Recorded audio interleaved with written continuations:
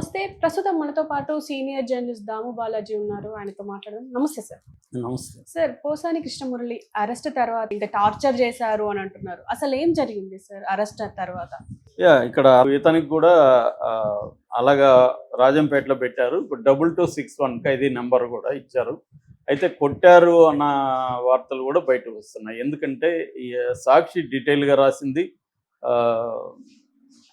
వీళ్ళ ఎట్లా టార్చర్ చేశారు ఇతన్నని. దాదాపు ఎస్పీ వచ్చి ఇతన్ని విచారించాల్సిన అవసరం ఉంది ఈ కేసులో. ఎస్పీ వచ్చి విచారించాడు. విద్యాసాగర్ అనంతపురం ఎస్పీ వచ్చి ఇతన్ని గంటల పాటు విచారించారని చెప్తున్నారు. మామూలుగా ఇలాంటి కేసులు ఇప్పుడు నేను అరెస్ట్ అయినప్పుడు రాడికల్ స్టూడెంట్ స్టేట్ ప్రెసిడెంట్ అయినా కూడా నన్ను విచారించింది సిఐ. అక్కడ సిఐ ఇంట్రాగేట్ చేశాడు నన్ను. కానీ ఇక్కడ చూస్తే ఇది ఏం మామూలుగా ఇతను మాట్లాడిన కేసులు ఇట్లాంటివి బోల్డ్ ఉన్నాయి. అందరూ మాట్లాడతారు. నంది అవార్డులు ఒక వర్గానికి ఇచ్చారు. ఇతను ఎవరు మన మోహన్ బాబు ఎన్నిసార్లు మాట్లాడలేదు నంది అవార్డుల గురించి? ఎంతమంది మాట్లాడలేదు నంది అవార్డులు? ఎందుకు మాట్లాడకూడదు? ఫస్ట్ ఆఫ్ ఆల్ రాజ్యాంగం ఇచ్చిన హక్కు. నీ ఇష్టం వచ్చినట్టు నంది అవార్డులు నీకు నచ్చిన వాళ్ళకి ఇస్తే సైలెంట్గా ఎందుకు ఉంటారు? అందరూ మాట్లాడతారు. సో మాట్లాడే హక్కు అతనికి ఉంది. దాని మీద కేసు పెట్టి ఇంకా బూతులు తిట్టినవన్నీ ఉన్నాయి. అవి కూడా కాదు, ఇది ఓన్లీ నంది అవార్డుల సందర్భంగా ఒక కులానికి ఇచ్చారనే కేసు. అంటే కేసు పెట్టేదానికి కూడా వీళ్ళకి బద్ధకం. మంచి కేసులు పెట్టి రీసెర్చ్ చేసి దాన్ని పెట్టేంత టైం లేదు, బద్ధకం అనమాట. అందువల్ల కనిపించిన కేసు పెట్టేయడం. నేను ఇందాకే చెప్పిన గొర్రంట్ల మాధవ్ మీద కూడా ఒక అమ్మాయి పేరు విక్టిమ్ పేరు చెప్పాడని పోక్సో కేసులో అతని మీద పెట్టేశారు. అతని మీద వేరేవి చాలా ఉన్నాయి. పార్లమెంట్లో బెదిరించాడు తోటి ఎంపీని, రఘురామ కృష్ణరాజని, అలాంటివి చాలా ఉన్నాయి. అంటే వీళ్ళకి అది కూడా ఓపిక లేదు. ఏదో మామూలుగా నేను గత 30 ఏళ్ళ నుంచి నేను చూస్తున్నా పోలీస్ కేసులన్నీ ఇంత కామెడీగానే ఉంటాయి.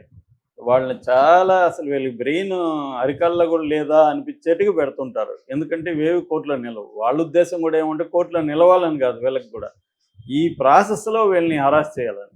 సో ఇక్కడైతే చంద్రబాబు క్లియర్గా నిజానికి పోసాని కృష్ణమురళి మీద పెట్టాలని కూడా లేదు. ఎందుకంటే ఆయన ఎప్పుడో చేతులు ఎత్తేసాడు, సారీ చెప్పాడు, నన్ను వదిలేండ్రు బాబు అని వెళ్ళిపోయాడు. అలాగే చాలామంది చేశారు. ఆలీ వెళ్ళిపోయాడు. శ్రీరెడ్డి పోసాని కంటే 100 రెట్లు తిట్టింది. శ్రీరెడ్డి కూడా సారీ చెప్పింది, అన్నయ్య అంటుంది ఇప్పుడు. సో ఆమె వెళ్ళిపోయింది. మన ఆర్జీవి చేసిన హాని కంటే పోసాని హాని ఎక్కువ చేయలేదు తెలుగుదేశం వాళ్ళకి. కానీ ఆర్జీవిని కూడా వదిలేసి ఏదో విచారణ పేరుతో డ్రామా ఆడుతున్నారు. పోసాన్ని ఎందుకు చేశారు? క్లియర్గా డైవర్షన్ పాలిటిక్స్ అనేది తెలుగుదేశం వాళ్ళే చెప్తున్నారు. సో ఈ చేయడంలో ఏమవుతుందంటే ఏదో ఒక సెక్షన్ నోటికి వచ్చిన సెక్షన్ పెట్టేయడం, హరాస్ చేయడం, రాత్రంతా తిప్పడం, ఇది బేసిక్గా రాంగ్. కానీ కోర్టులు కూడా ఎలా ఉంటాయంటే, నేను పౌర హక్కుల సంఘంలో 5 ఏళ్ళు పనిచేశాను, నాకు ప్రత్యక్ష అనుభవం కూడా ఉంది కాబట్టి చెప్తున్నా. మామూలుగా కింది స్థాయి మేజిస్ట్రేట్ కోర్టులన్నీ పోలీసులు ఏం చెప్తే అది కళ్ళు మూసుకొని పాటించేస్తారు.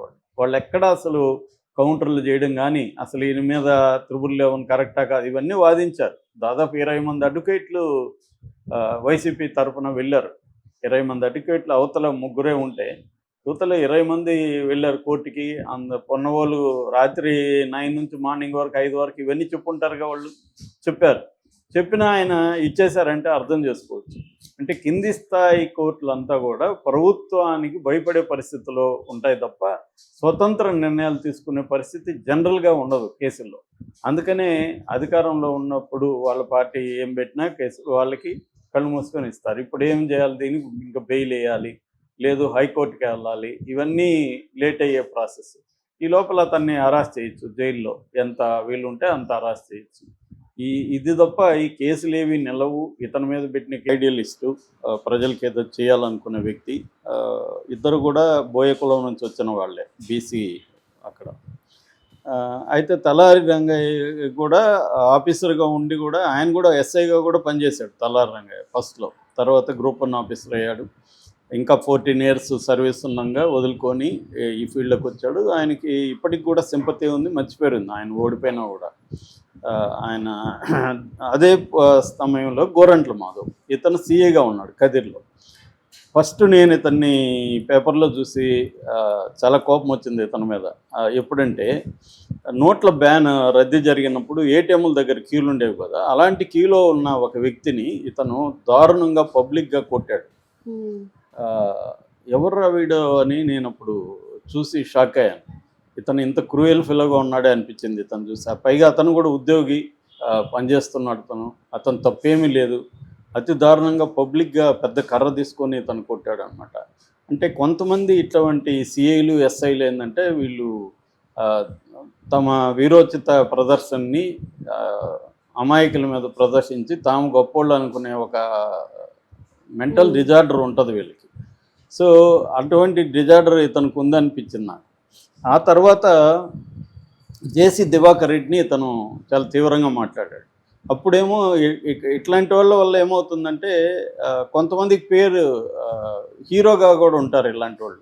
ముఖ్యంగా పోలీస్ డిపార్ట్మెంట్లో హీరోగా అనిపించుకుంటారు. తర్వాత అపోజిషన్లో తెలుగుదేశం వాళ్ళని కొట్టారు కాబట్టి వైసీపీలో ఇతను హీరో. అప్పటికి ఇంకా వైసీపీలో జాయిన్ అవ్వలే. సో అలాగా కొద్దిగా పేరు వచ్చేసింది, తనకి బాగా పాపులారిటీ వచ్చింది. ఎందుకంటే జేసీ దివాకర్ రెడ్డి లాంటి వాళ్ళని ఇతను ఛాలెంజ్ చేసి కొడతాను చంపుతాను అన్న స్థాయిలో బెదిరించగలిగాడు అంటే ఇతనికి ఇది వచ్చింది. అంటే ఒక డేరింగ్ నేచర్ ఉంది అన్న ఫీల్ జనాలకు వచ్చింది. దాని తర్వాత జగన్ ఏం ఆలోచించాడంటే ఇక్కడ బోయా కమ్యూనిటీ ఎక్కువ ఉంది కాబట్టి వీళ్ళకి ఇస్తే సీట్లని ఇద్దరికి కూడా ఆ యాంగిల్లో ఆలోచించాడు జగన్. సో అలా ఆ యాంగిల్లో ఆలోచించి అతనికి బోయా కమ్యూనిటీ నుంచి ఇతను కొంత జేసీ దివాకర్ రెడ్డిని ఎదిరించడం ఇవన్నీ ఉన్నాయి కదా అని మాటిచ్చాడు. అతన్ని అనుకున్నాడు. అది జగన్ చేసిన మిస్టేక్. ఇతని క్యారెక్టర్ ఏంటి, ఇతను ఎలాంటి వాడు అనేది స్టడీ చేయకుండా గెలుపు ఆధారంగానే ఇచ్చేశాడు. ఇచ్చిన తర్వాత ఇతను ఇంకా రెచ్చిపోయాడు ఎంపీ అయినాక. నిజానికి అది అతను కల్లో కూడా ఊహించని ఇది. ఒక సీఏగా ఉన్న అతనికి ఎంపీ సీట్ రావడం, గెలవడం, అది కూడా జగన్ వేవ్లో గెలిచారు వీళ్ళు. గెలిచినప్పుడు దాన్ని నిలబెట్టుకొని ఉండాల్సింది అతను. కానీ అది చేయకుండా ఏం చేశాను, రకరకాల పిచ్చి పనులు చేయడం, చాలా బూతులతో మాట్లాడడం, పార్లమెంట్లో రఘురామకృష్ణరాజుని డైరెక్ట్గా బెదిరించడం, తర్వాత కియా పరిశ్రమ వాళ్ళని బెదిరించి డబ్బులు అడగడం, ఇవన్నీ కూడా అతని మీద ఆరోపణలు వచ్చాయి. అన్నిటికంటే కూడా అతను బాగా అన్పాపులర్ అయింది ఒక అమ్మాయితో న్యూడ్ కాల్ మాట్లాడడం, వాట్సాప్లో వీడియో కాల్.